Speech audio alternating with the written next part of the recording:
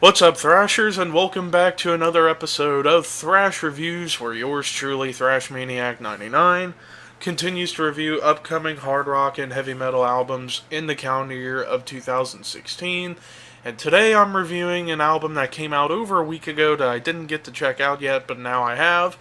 The final album from metalcore, mathcore, prog metal, avant-garde metal, whatever you may want to call this band, Legends, the Dillinger Escape Plan, and their album Disassociation. So, Dillinger Escape Plan formed back in 1997 in New Jersey, and they were very innovative for the metal scene during that time period, taking influences from prog rock and prog metal with different time signature shifts as well as the unusual song structures, mix it with the early metalcore sounds of bands like Hatebreed, Earth Crisis, Integrity, Converge, and mix it with some Black Flag and mix in some experimental avant-garde elements. Put it all into a blender, out came Dillinger Escape Plan. Most of their music had been labeled mathcore, but to me it's kind of like more or less avant-garde prog metalcore to some extent. And their first album, Calculating Infinity, which came out in '99, was a very complex technical album. And then they kept evolving over the years, and this is their sixth and final album. This is their swan song.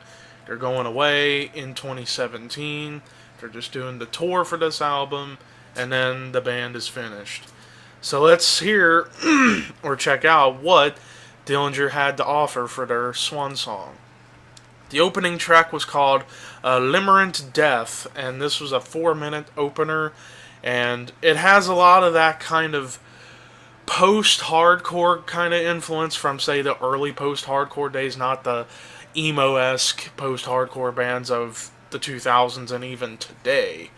This was more kind of like taking influences from groups like Fugazi, but mix it into their own sound, and just, wow, it was aggressive, chaotic, and that's always been the thing about Dillinger's music. It's always been about the noisy chaos aspect that even comes from grindcore bands at times.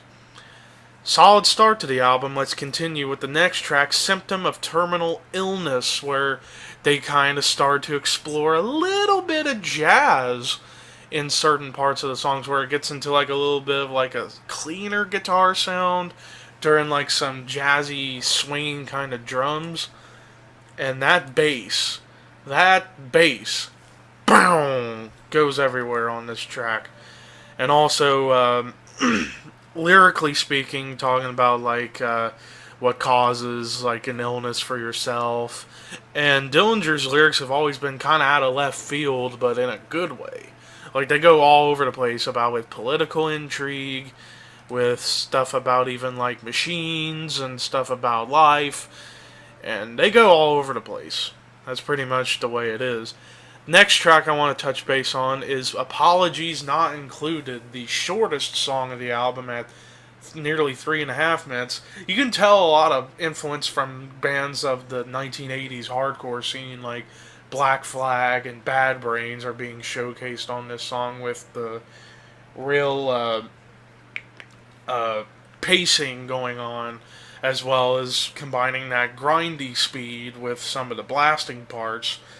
And just the guitars just are all over the place. Ben Weinman's always been an incredible guitarist that's able to play anything and everything.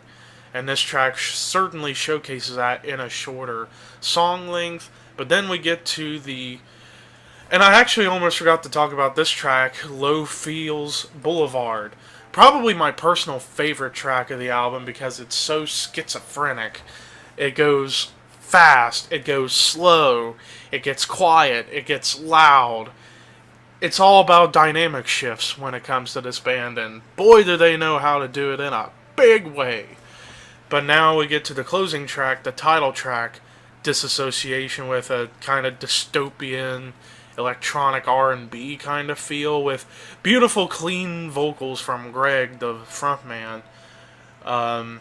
And most of this album, it was pretty much mostly aggressive with Greg's voice, but with this particular track, he gets really quiet and kind of moody, which is something unique for Dillinger's music that you probably heard on older tracks such as Retrified back on the Ms. Machine album.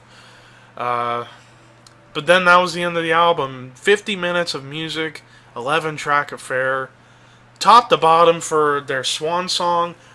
What a way to go out. I mean, this band has always been one of the most dangerous sounding and most dangerous bands to see live.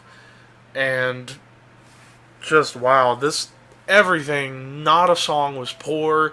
Even though the song Fugue kind of had that kind of dystopian R&B, it was an instrumental track, but it just didn't really hit me the way I thought it would. But that doesn't mean it's a bad thing. It was a good like transitionary song to go into the schizophrenic song Low Fields Boulevard. But overall, this album is a phenomenon for Dillinger. What a way to go out for their final album. 92 out of 100. Wow. Album of the year contender right here, folks. No doubt about it. But anyways, thank you guys for watching. Peace out, and have a good day.